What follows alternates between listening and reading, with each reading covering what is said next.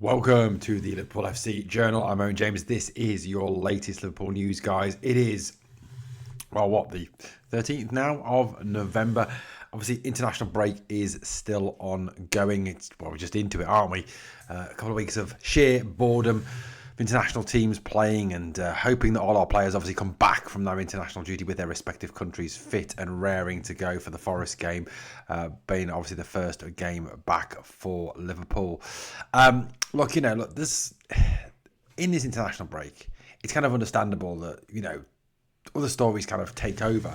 Obviously transfer gossip is one of those that's kind of moves in. And look, we're not that far away from the January transfer window being open. And that is obviously, where Liverpool will need to address certain needs. And I think obviously centre-back is one of the biggest needs that Liverpool do need to address. Now, a number of centre-backs have been linked with Liverpool in recent weeks, months. Obviously, it goes back to Marc Guehi and the summer, the deal that wasn't, the one that collapsed at the last minute when Palace pulled the plug on the deal for a number of different reasons, according to different sources. Steve Parish, Philip Glasner, Marc Guehi, whoever you talk to on this one. Alessandro Bastoni, another latest link. Dayop and Mancano has been linked. Nico Schlotterbeck, another one who has been linked with a move to the club. So it does seem that Liverpool are actively scouting centre-backs. Constant Koulourakis, the Greek. Another one, obviously, the guy who obviously is currently with Wolfsburg. Another one who has been heavily scouted as well. So it appears that a centre-back is very much on the shopping list. And I honestly believe that this doesn't depend on what happens with Ibou Konate, with L'Équipe saying that he has been offered another new deal by Liverpool. Personally, would steer well clear of offering Ibou a new deal, especially with the form he is currently in. I personally would get him sold in January, or tell him basically you move or we sit you on the bench and you rot. Look, I think there is a need to bring a centre-back in January, whether that be Guehi, whether that be Upamecano, whether that be someone you have to pay money for, I don't know. But look, the likelihood is that any move for example, Dayop and Mancano or even Marc Guehi will not happen to the summer. Why? Well, unless their hand is forced. I think, look, Florian Plettenberg is saying that Liverpool are very heavily interested in Dayop and Mancano. We'll come and touch on him in a minute. And obviously, we know that Liverpool are very, very interested in Marc Guehi, given the fact that they tried to sign him in the summer. The likelihood of Liverpool moving for either of these two players, I think, in January is actually quite slim because of the fact that they will both be available for free in the summer. There's other reasons why I think Guehi may not be available, and we'll talk about those in a moment. But realistically, I think Liverpool will want to keep their powder dry, wait until the summer and get one or both even of these players for absolutely nothing as Liverpool seek to rebuild their centre-back room. Now, obviously, if Konate was to move on in the summer, it would Liverpool vastly short in that centre-back area. Joe Gomez, Giovanni Leone, Virgil van Dijk. I love Joe Gomez, don't get me wrong. The guy is a fantastic professional, but you can't rely on Joe anymore due to the fitness issues. Giovanni Leone, promising, talented, up and coming, certainly, I think. Virgil van Dijk, not getting any younger. So I think, there may be a need for Liverpool to go and buy 2, maybe even 3 centre-backs within the next 12 to 18 months to 2 years heading forward as we seek to rebuild our defence post Virgil van Dijk. Now, it's being reported that Palace captain and England international Marc Guehi will sign for Liverpool, but not until the summer. This is for a couple of reasons. One, obviously, the chance of getting a free transfer, getting him in for nothing. I know no free transfer is ever really free. There's signing on bonuses, wages, etc., agent fees. There's all of that. So it's not free. Please don't believe that any transfer is at all free. The transfer fee you were going to pay the club, a lot of that money then goes to the player and his agent rather than to the club, which kind of serves Palace right for what the way they've behaved over this whole issue. The other reason why I believe that Guehi will remain a Crystal Palace player through January is his attitude. Guehi has often said that he's not a player who would wish to move mid-season.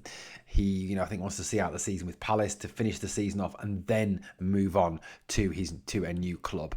Now, why Liverpool? Well, it was reported yesterday, I think it was, by a number of sources, including those official Madrid mouthpieces in Spain, that Madrid have said they're not interested or have dropped out of the race to sign Marc Guehi because of his wage demands. Now, when have you ever known Real Madrid not prepared to pay high wages? I think that is a load of baloney. I think the truth of the matter is, very much like Florian Wirtz and the way that Manchester City dropped out of that hunt, Liverpool are the favourites to sign Guehi. I think Guehi has given his word that he will join the club. I think, that move obviously collapsed in the summer, which Guehi was very disappointed in. We know that from what was reported around the time.